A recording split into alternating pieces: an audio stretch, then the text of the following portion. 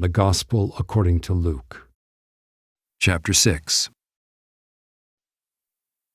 On a Sabbath, while he was going through the grain fields, his disciples plucked and ate some heads of grain, rubbing them in their hands. But some of the Pharisees said, "Why are you doing what is not lawful to do on the Sabbath?" And Jesus answered them, "Have you not read what David did when he was hungry, he and those who were with him?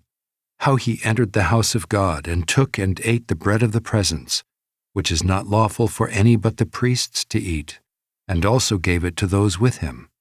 And he said to them, 'The Son of Man is Lord of the Sabbath.'"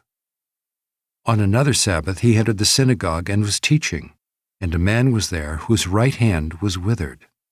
And the scribes and the Pharisees watched him to see whether he would heal on the Sabbath, so that they might find a reason to accuse him. But he knew their thoughts. And he said to the man with the withered hand, "Come and stand here." And he rose and stood there.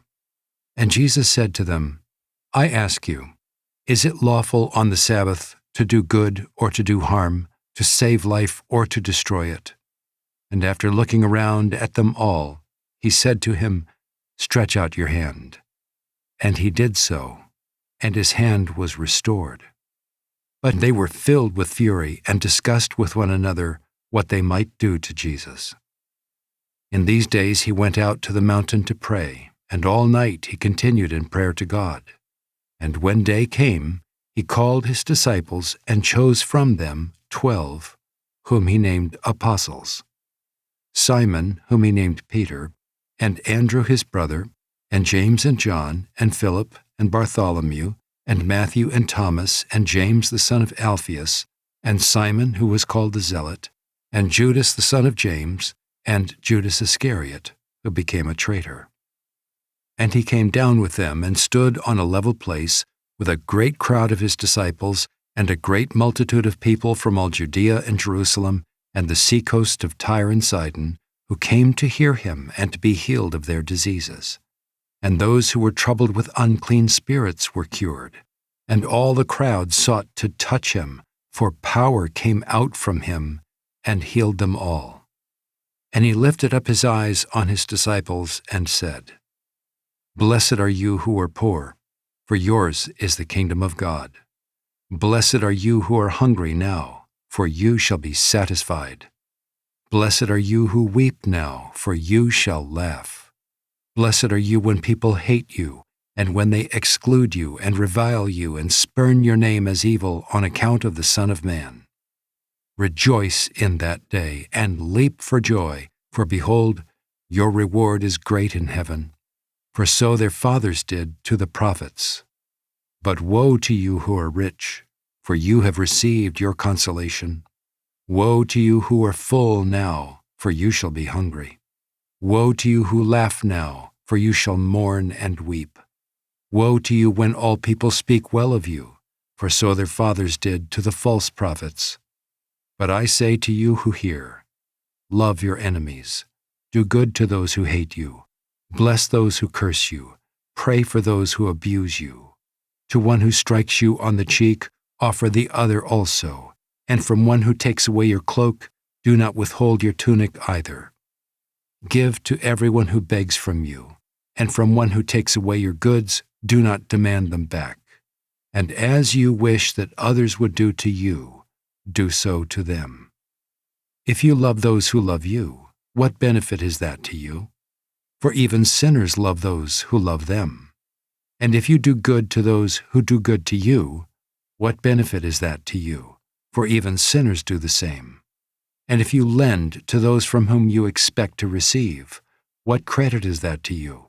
Even sinners lend to sinners to get back the same amount. But love your enemies, and do good and lend, expecting nothing in return, and your reward will be great, and you will be sons of the Most High, for He is kind to the ungrateful and the evil. Be merciful, even as your Father is merciful. Judge not, and you will not be judged. Condemn not, and you will not be condemned. Forgive, and you will be forgiven. Give, and it will be given to you. Good measure, pressed down, shaken together, running over, will be put into your lap. For with the measure you use, it will be measured back to you." He also told them a parable. "Can a blind man lead a blind man? Will they not both fall into a pit? A disciple is not above his teacher, but everyone, when he is fully trained, will be like his teacher. Why do you see the speck that is in your brother's eye, but do not notice the log that is in your own eye? How can you say to your brother, 'Brother, let me take out the speck that is in your eye,' when you yourself do not see the log that is in your own eye? You hypocrite! First take the log out of your own eye, and then you will see clearly to take out the speck that is in your brother's eye. For no good tree bears bad fruit, nor again does a bad tree bear good fruit. For each tree is known by its own fruit. For figs are not gathered from thorn bushes, nor are grapes picked from a bramble bush. The good person out of the good treasure of his heart produces good, and the evil person out of his evil treasure produces evil. For out of the abundance of the heart his mouth speaks. Why do you call me Lord, Lord, and not do what I tell you? Everyone who comes to me and hears my words and does them, I will show you what he is like. He is like a man building a house, who dug deep and laid the foundation on the rock. And when a flood arose, the stream broke against that house and could not shake it, because it had been well built. But the one who hears and does not do them is like a man who built a house on the ground without a foundation. When the stream broke against it, immediately it fell, and the ruin of that house was great.